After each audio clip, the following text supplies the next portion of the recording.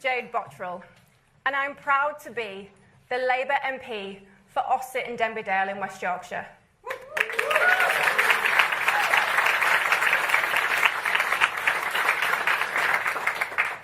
I've spent the last few months in Wakefield knocking on more doors than I could possibly count. And like many of you here, I was devastated to see the results come in and watch brilliant, hard-working friends lose their seats. They are honest, decent people, driven by a genuine desire to do right by their neighbours, who refuse to give up on their communities. What made it harder was hearing the reasons people in my community were no longer voting Labour. Time and time again, they told me they felt ignored, forgotten, overlooked. They felt that politics no longer works for them and that Britain just isn't fair anymore. It was hard because I am Labour precisely because I believe in a fairer Britain. I'm a working class northern woman, and I know I could not be on this stage were it not for the opportunities fought for and delivered by the Labour Party and the Labour movement. The NHS, minimum wage, workers' rights, a genuine social safety net, equal pay, social housing, and Sure Start centres. In fact, I first got into politics campaigning against the closure of my local Sure Start centre, having felt the direct impact it was having on the children I worked with. When I started campaigning, it was clear to me then, as it is clear to me now, that the Labour Party is one of the greatest vehicles for changing the lives of working people this country has ever known.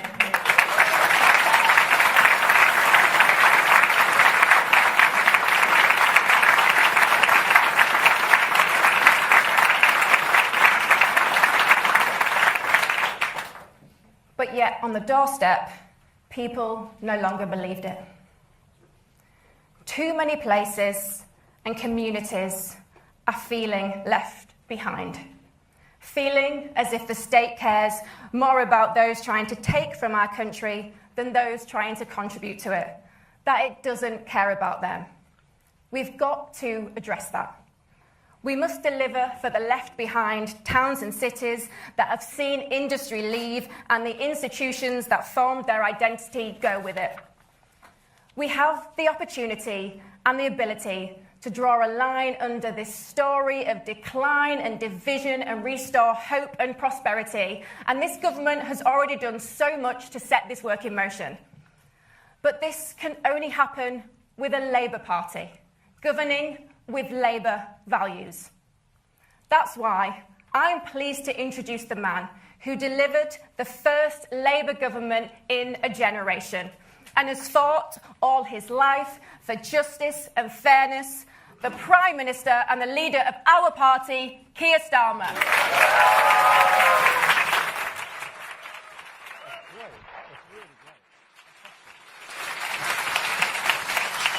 Very much.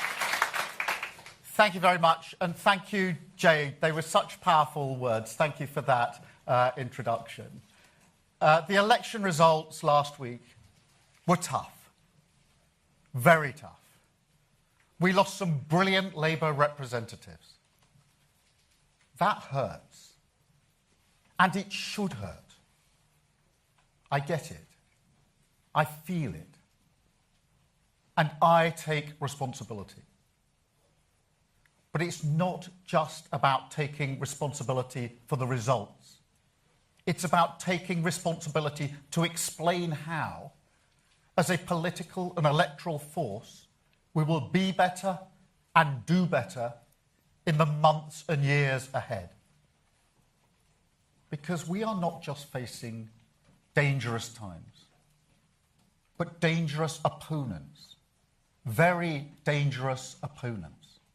This hurts not just because Labour has done badly, but because if we don't get this right, our country will go down a very dark path.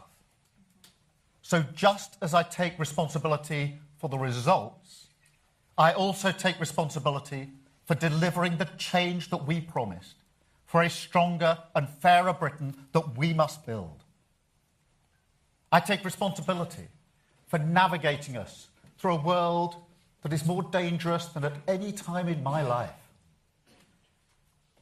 And I take responsibility for not walking away, not plunging our country into chaos as the Tories did time and again, chaos that did lasting damage to this country.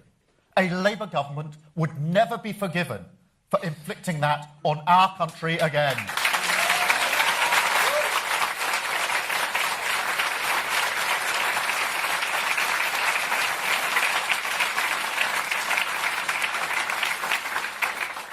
I know that people are frustrated by the state of Britain, frustrated by politics, and some people frustrated with me.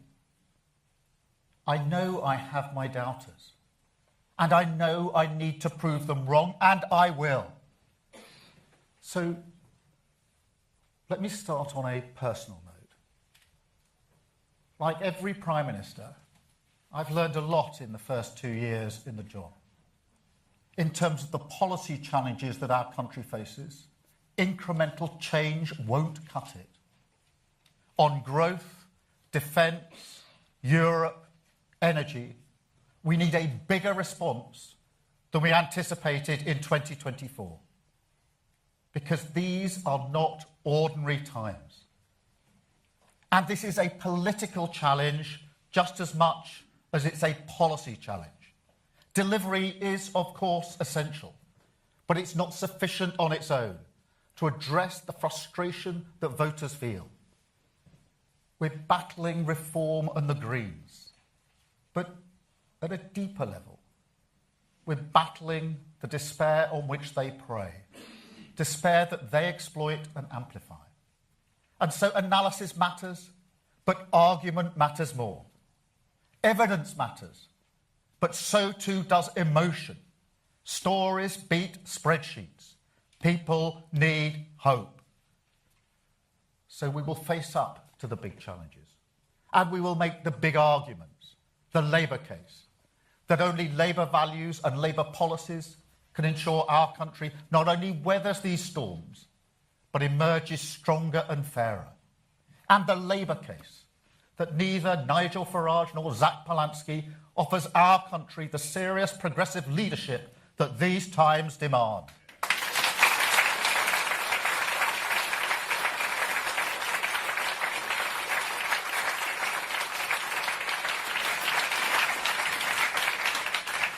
Of course, like every government, we've made mistakes. But we got the big political choices right. I mean, if we'd listened to the advice of other parties, right now we'd be stuck in a standoff with Iran, having been dragged into a war that is not in our interest, and I will never do that.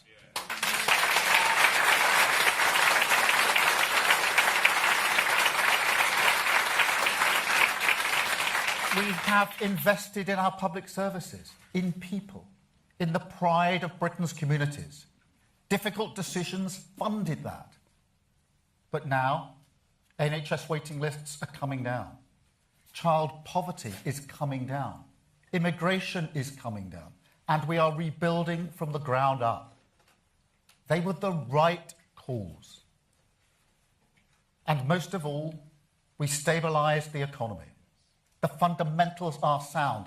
And that matters because it puts us in a much better place to come out of the conflict in Iran stronger and fairer, and for living standards to improve after 2 decades of stagnation. But that's not enough, clearly. No. For the British people, tired of a status quo that has failed them, change cannot come quickly enough. And truth be told, I'm not sure that they believe that we care. I'm not sure they believe that we see their lives. That's tough to say. When you come from a working class background like me, it's hard to hear that. Because I do know what it's like to struggle and to strive. But what I take from it is that I've spent too much time talking about what I am doing for working people and not enough time talking about why or who I stand for. Because I can see how hard life has been during these decades of crisis. I can see that very clearly.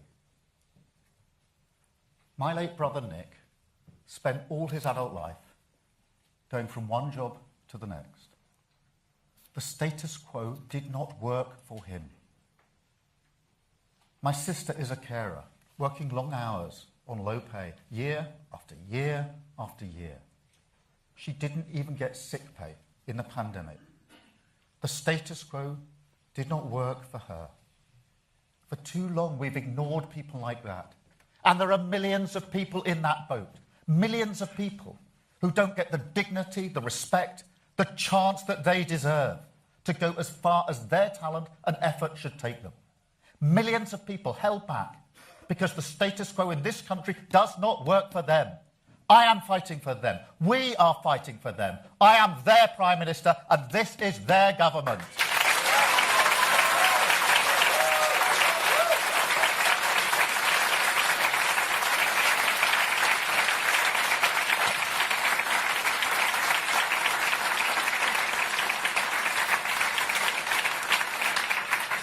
Because I know whose side I'm on. I'm on the side of working people just like my sister. People who work harder and harder, but who worry about the cost of living. They're not asking for the world. They just want to do the best for their kids. They want their town centres, the places they care about, to thrive. Their public services to work. And people in power to see their problems. And right now, they're worried sick. They turn on the TV, they see bombs falling. They go to the petrol station, see prices rising, and they think, how is this happening to us again? They say, how can I be paying the price for a war thousands of miles away that I don't support, that Britain isn't involved in? And it's not a new feeling, is it? For 2 decades, our country has been buffeted by crisis after crisis. The 2008 financial crash, the Tory austerity that followed it, Brexit, COVID, the Ukraine war, on and on it goes. And the response is always the same. A desperate attempt to get back to the status quo, a status quo that failed working people time and again. Our response this time must be different. A complete break. We must make this country stronger. Take control of our economic security, our energy security, our defence security. And we must make this country fairer.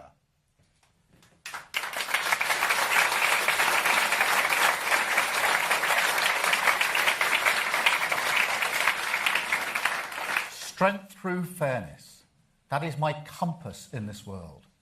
It is a core Labour argument. And in the coming days, you will see those values writ large in the King's speech. And you will see hope, urgency, and exactly whose side we're on reflected in everything we say and everything we do. So let me give you 3 examples today. Starting with British Steel. Because what we did in Scunthorpe last year is one of the proudest things we have done in government. That plant was hours away from closure, and that is thousands of jobs gone, an entire region decimated, Britain's security exposed. And so we acted. Parliament was in recess, but it didn't matter. As a united Labour Party, we passed emergency legislation and we took control.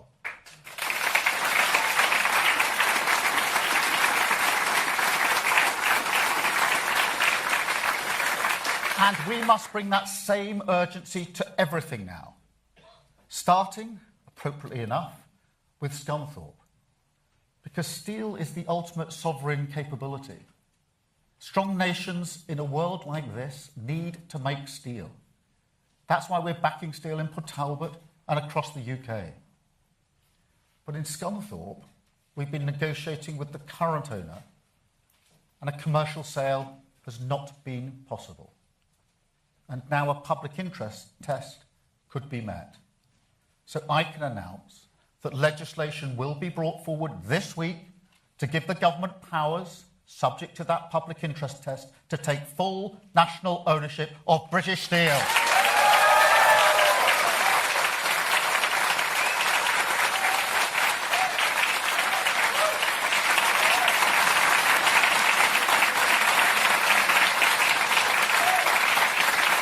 Public ownership in the public interest. Urgent government on the side of working people, making Britain stronger with the hope of industrial renewal. That is a Labour choice.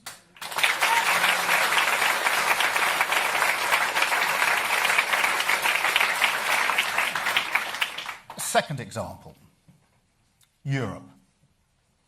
And I'm sorry, but I need to take a bit of a detour on this, because I want to remind you what Nigel Farage said about Brexit. He said it would make us richer. Wrong. It made us poorer. He said it would reduce migration. Wrong. Migration went through the roof. He said it would make us more secure. Wrong again. It made us weaker. He took Britain for a ride, and unlike the Tories, actually, who at least had to face up to it, he just fled the scene. And now he'll talk about almost anything other than the consequences of the one policy he actually delivered. Because he's not just a grifter, he is a chancer.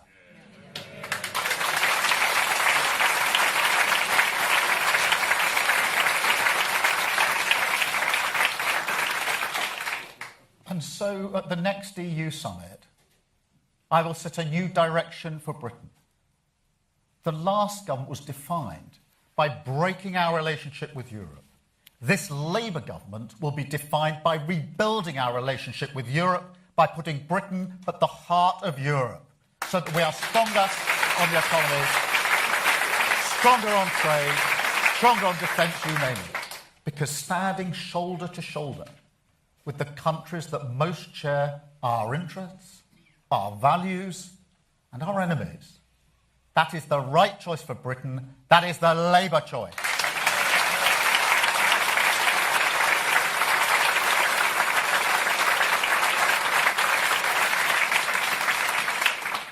And for our young people, also something more.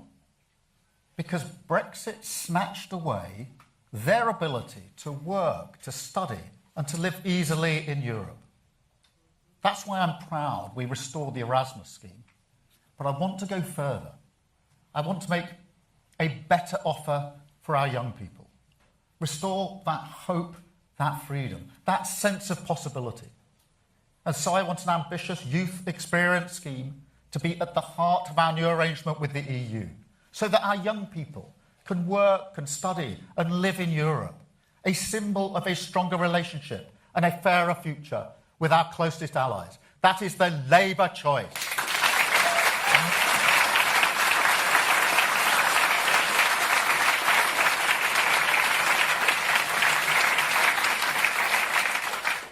And third, the greatest hope. The hope that every parent has of a better future for their children. And I want parents to feel that that is shared by their government. Now, my parent, don't worry, I'm not going there. But they didn't have a lot of money. And my mum was seriously ill for almost all of her life.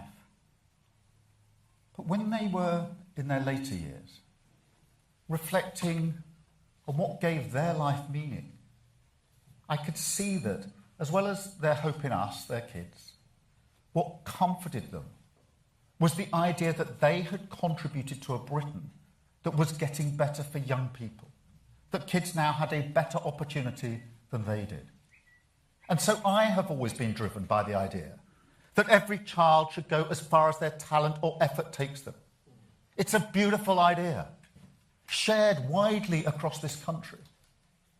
We tell ourselves stories about it, don't we? Stories not unlike mine. about the working class kids who do make it. And I don't blame people for telling those stories. It's important to tell those stories. But it's not everyone, is it? So when I say every child should have the opportunity to go as far as their talent or effort takes them, I mean every child. I mean the kids who are growing up in poverty, the kids who have special educational needs, the kids who can't get a job, and the kids who are ignored, frankly, because society often only puts those who go to university on a pedestal.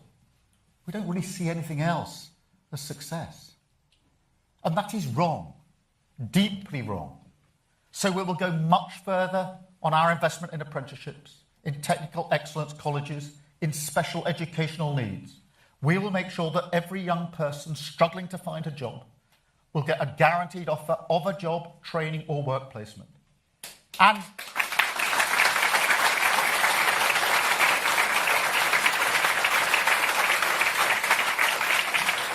we will go much further with our Pride in Place programme.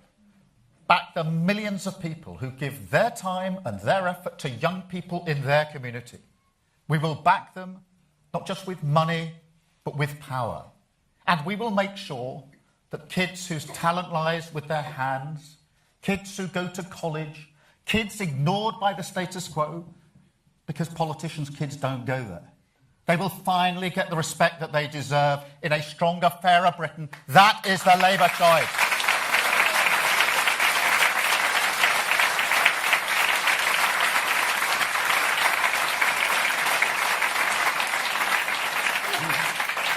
These are just a few examples, but they show the urgency in hope in our direction. They show the Labour values we will be guided for. And they show, frankly, the lessons that we will learn. Now, other parties will draw different lessons. In fact, they already are.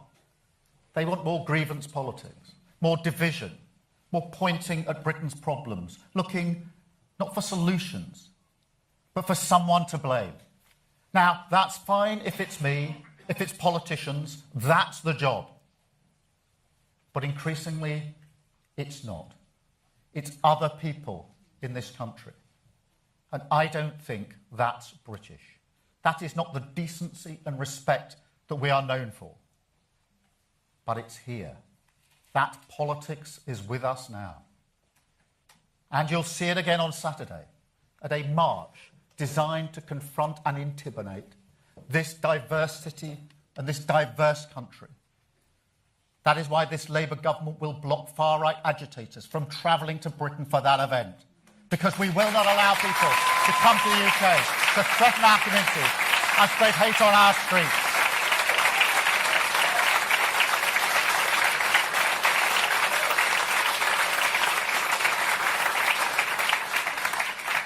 This is nothing less than a battle for the soul of our nation. And I want to be crystal clear about how we will win it. Because we cannot win as a weaker version of Reform or the Greens. We can only win as a stronger version of Labour, a mainstream party of power, not protest.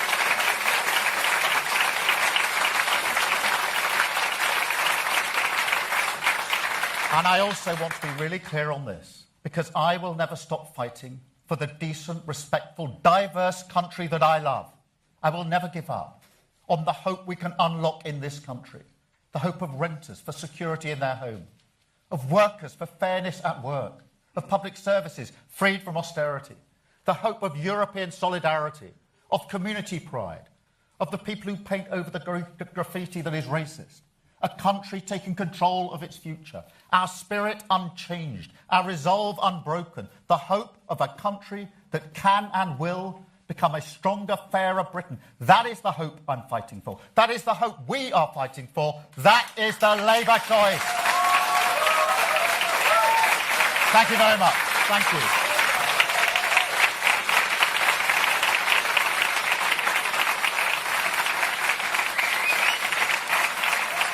Thank you very much.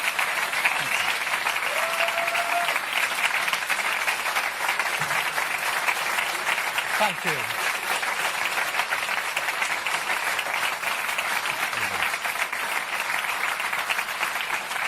Thank you very much. I'm now going to take some questions from the media, and I'm starting with Chris Mason. Chris.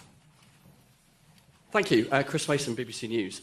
Prime Minister, do you think in your gut what you have said is enough this morning? And what do you say directly to those of your colleagues who are weighing up right now whether to back you or to suggest that you should go? And if I may, would you back continuing to block Andy Burnham from trying to return to Parliament? Well, Chris, there's a lot packed into that question. What I'm doing is setting out the response, the direction that we need to take, and the acknowledgement that in the world we live in now, we need a bigger response than 2024. It is a different world, and an acknowledgement that this isn't the first shock the country's been through with the Iran conflict.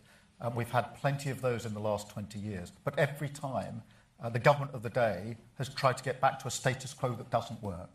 And we're not going to do that this time. That is the urgent task facing our country. We were elected into office to change this country, to bring about the change that is needed. The frustration that has been spoken about is a frustration of at least 20 years, if not more. That is what we're charged with changing. That is what we will change. In relation to Andy Burnham, obviously, any future decision is for the NEC. Andy's doing a great job as mayor in Manchester. And I actually work really well with Andy, and I'll give you two examples. On Northern Powerhouse Rail, which is really important for the North West, we are working together on that project. But equally, we've stood together to support Manchester, the community, when we had the terrible attack on a synagogue last year. Andy was the first person I phoned, and I went straight to Manchester to work with him on our response. So we work very well together, but the actual decision will be one for the NEC. Thank you, Chris, very much. Beth, from Sky News. Thank you. Prime Minister, back in 2021, when Labour lost hundreds of council seats in the Hartlepool by-election, you thought about resigning as Labour leader, explaining, and this is quoting you, "I didn't feel I should be bigger than the party." But these results, this moment, is so much worse than then. You've lost nearly 1,500 councillors, 40 councils, you've lost Wales.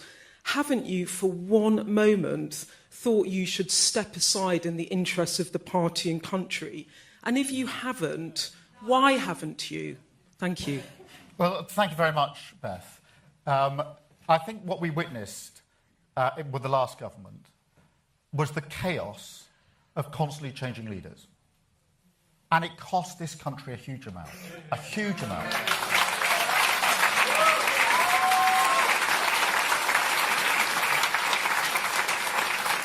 And I'll tell you who paid the price. It was working people. They paid the price of this. They are still paying the price of this. A Labour government will not inflict that on our country again. We were elected with a mandate to change this country because of what had gone before. And that is what we will do. Yes, I acknowledge the frustration. Yes, I acknowledge the results are tough. Yes, I acknowledge that we've lost brilliant representatives across the United Kingdom. And I have a responsibility for that. But I also have a responsibility to deliver the change that we were elected and that we promised this country. And I'll deliver on that. Thank you very much, Beth.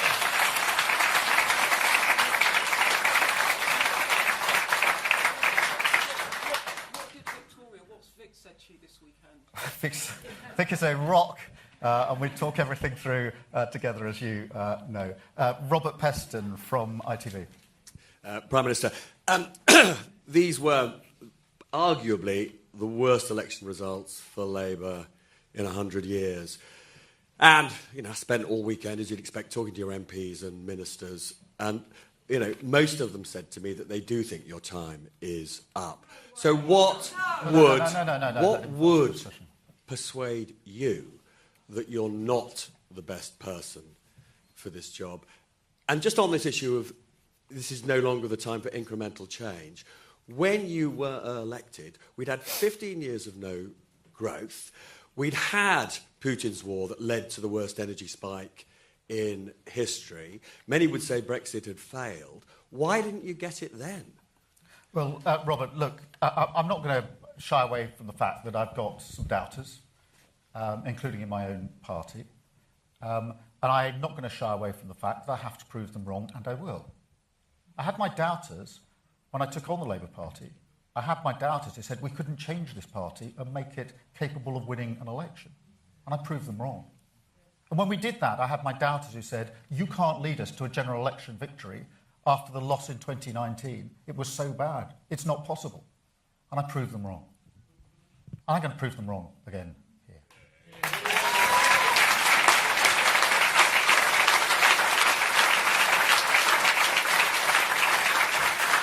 I also feel a deep sense of personal responsibility to deliver on the mandate that we won at that 2024 election. The first Labour government for 14 years that had to come in and clear up the mess and build a better Britain. That is what I came into politics to do, and that is what I will deliver. Thank you very much. And Robert, the second, on the incremental. Look, you heard what I said about Scunthorpe. This is an example of the urgency and the pace and the type of decisions that we need to make. The same with Europe.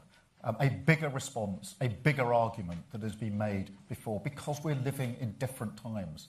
The Iran war comes on top of all the other crises we've faced for 20 years. We have to learn the lesson. Every single time in the past, we've simply tried to get back as quickly as possible to a status quo that didn't work. We can't do the same again. That's why we need a bigger response. Thank you very much, Robert. I've got Catherine Foster from GB News. Catherine. Thank you, Catherine Foster, GB News. Prime Minister, the Labour Party was founded to represent the working class, many of whom voted for Brexit because they felt left behind. You've said yourself that the status quo is not working, but you're standing here in London and you're promising more Europe.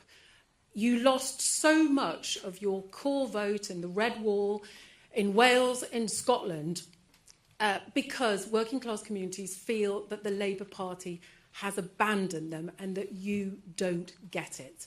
Are they wrong? Well, Catherine, thank you very much.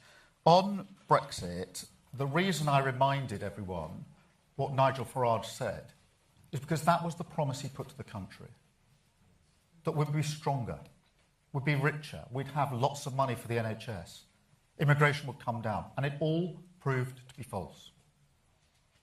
And he doesn't take any responsibility. He's not going back to the country now saying it was a good thing, you've all benefited. He'll talk about almost anything else apart from the consequences of the one thing that he delivered for the country, Brexit. He doesn't want to talk about that. And there's a reason for that. It didn't help working people. It turned out what he said wasn't true. And that's why he doesn't want to talk about it now. But we have to talk about it now. Because we have to address the situation we're in. We have to give this country a stronger economy, a stronger defence and security set of arrangements, given the world we are living in. And that's why I said what I've said about being closer to Europe, and this government being defined by bringing Europe back together again and Britain at the heart of Europe. Thank you very much, Catherine.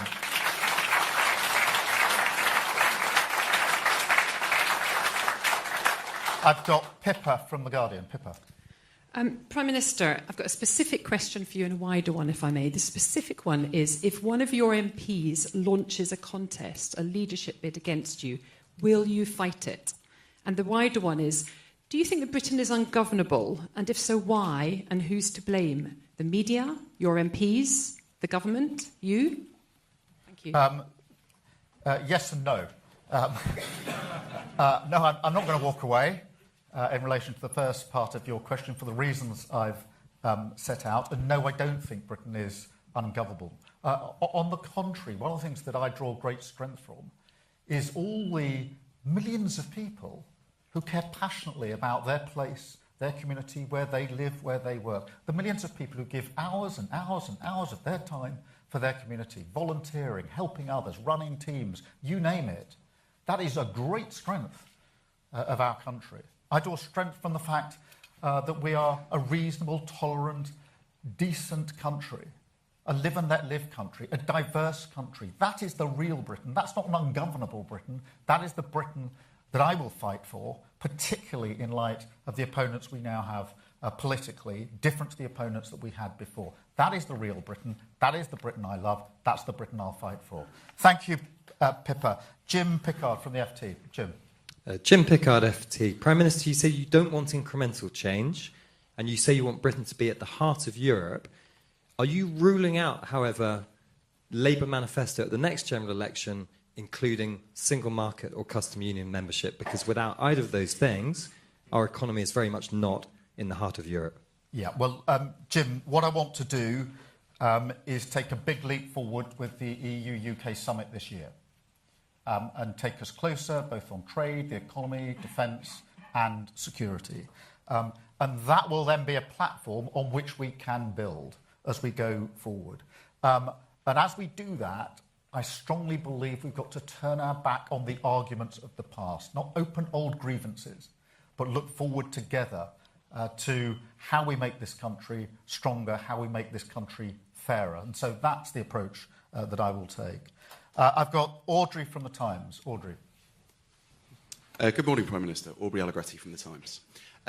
To follow up on a previous question, you said that whether Andy Burnham comes back to Parliament is a matter for the NEC. Your business secretary said as much this morning, but he also said that it would be a distraction and that Labour shouldn't be fighting unnecessarily elections. Do you agree with him? Do you think Labour can afford to have 2 by-elections in Greater Manchester for the mayoralty and wherever Andy Burnham returns? And also, if I may, over the weekend, I think you gave an interview in which you suggested that you would like to be Prime Minister for a full 10 years. Some Labour MPs have been unhappy with those comments. Do you still stand by them? Well, on Andy Burnham, my answer, Aubrey, is the same. That will be a matter for the National Executive Committee if and when the issue arises. But just to be really clear, on a personal level, I've worked very closely with Andy in our respective roles now. The first person I worked for when I came to Parliament was Andy. He wanted me in his team in the Shadow Home Office. I wanted to be in his team in the Shadow Home Office. So we work very well together. We'll continue to work very well together. If the issue arises, it'll be a matter for the NEC. On the decade, look, what I'm doing is spelling out the scale of the challenge that we face.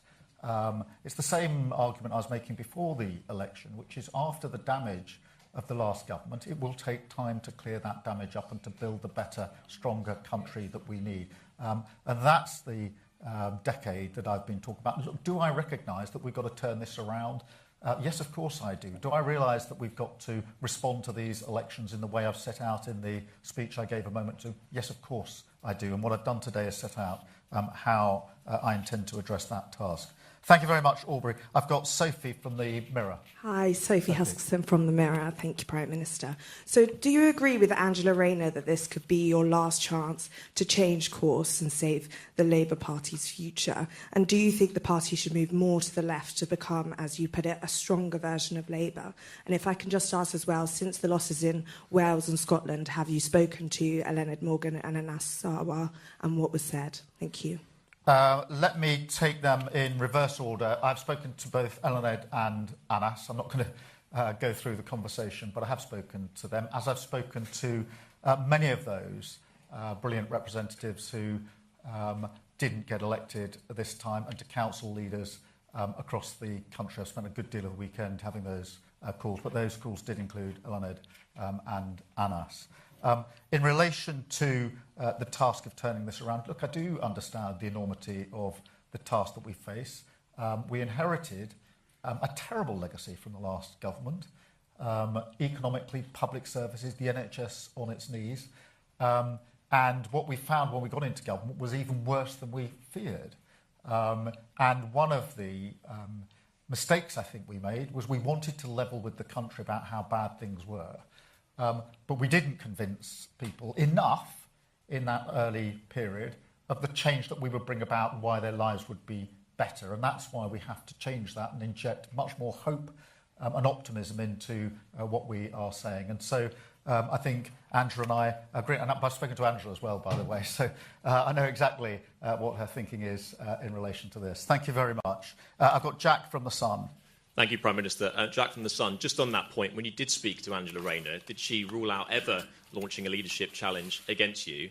And also, you said in your speech just now that if you were ousted as Labour leader, it would plunge the country into chaos. Some of your critics say your government is already mired in chaos, but can you be clear about what you mean? Are you saying that because it is you with the mandate, if you were ousted, there would have to be a general election? Well, Jack's a lot bound up with that. I did speak to Angela. I'm afraid I'm going to disappoint you by not going. I've spoken to Angela many, many times, by the way, in the last few weeks. We are friends, we get on very well. But I'm not going to go through each and everything that we discussed in those calls. But on this question of chaos, look, the question whether if a government constantly changes its leadership, the question whether that damages the country is not an academic question. It's not something that you study at university and go through various theories. We tested it. We tested it to destruction under the last government, and it inflicted huge damage on this country. A Labour government will never be forgiven if we repeat that and inflict that on the country. And that's what I mean when I say I'm not going to plunge this country into chaos. Jason from the Mail. Thanks, PM. That was a heartfelt speech. Your own MPs, though, at the end of last week were saying that you were detested on the doorstep. Those are their words. They said that people are no longer listening to you and that it doesn't matter how many heartfelt speeches you make, your unpopularity is dragging this government down. In those circumstances, don't you owe it to them to step aside and give someone else a go at keeping these forces of darkness at bay? Well, look, I acknowledged, Jason, a moment ago, there is frustration across the country that at the status quo, which isn't working. There's frustration that politics is not working for too many people. And yes, there is some frustration with me, I acknowledge that. But that frustration that I'm describing has been built up over many, many years by people who feel that their lives are not getting better, that their city centre, their town centre, the place where they live doesn't look any better for them, that their children aren't going to get better chances than they got. That is what's driving that frustration. That is deep, that is political, that is the challenge we have to rise to. I mean, it's not a frustration that can be just cast aside easily. It's deeply bound in the status quo that has failed for so many years, and that's why we have to turn that around. And I've got Bethan McGinley. Hi. Bethan. Hi. So you talked a lot today about giving young people hope again, but for many young Britons, things like home ownership, secure work and financial stability still feel further away than it did for previous generations. Why should they believe that this government can reverse that? Well, I think it's such a good question because I think young people have been very badly let down, whether that's on opportunities at work. We've got the best part of 1 million people, young people not in work. That's going to have a huge impact on them for the rest of their lives. People who can't get on the housing ladder very quickly or at all. And we have to instill the hope in them. We do that by changing what we're doing to help people get into work. We do that by taking better protections for renters. Too many young people are spending a lot of their income on rent, therefore they can't save their money to pay for a deposit. We're changing that with the Renters' Rights Act, which came into force just a week and a bit ago. And we're changing that with the hope of a better future and the sense in which they will be able to work, travel and study in Europe in a way which hasn't been possible in recent years. And in the end, those young people are our hope, because that's why I gave the example of my mum and dad, and it's a very real example because I think very many people, when they get towards the end of their lives, do reflect and say, what was my life about? And for my mum and dad, in material things, they didn't actually have a lot to show for their lives, but they had this deep comfort. I could really feel it, this deep comfort inside, that they, my mum and dad, Rod and Joe, that they had contributed to a country where the next generation would have better chances. That is the real hope and optimism in young people, and that's where it resides with me, because I think, as I said in the speech, that's the greatest hope of all. So thank you very much for that question. Thank you all very much. Thank you.